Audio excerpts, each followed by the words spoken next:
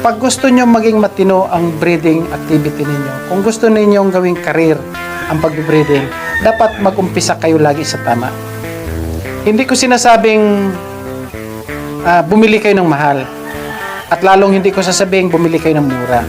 Para sa akin, sa pag-breeding, kailangan ang pinaka-motto ninyo, ang pinaka-prinsipyong susundan nyo. Huwag kayong magtapon ng gastos, pero huwag na huwag kayong magtipid ng gastos. Maraming tumatawag sa akin, mga kasamahan ko sa breeding industry ng manok.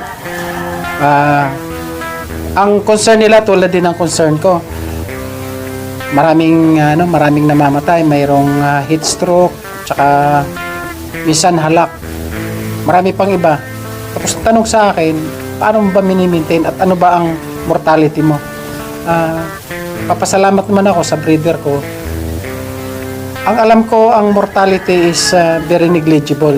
Without figure, mas marami pa raw ang namatay sa bugbugan kaysa dito sa init.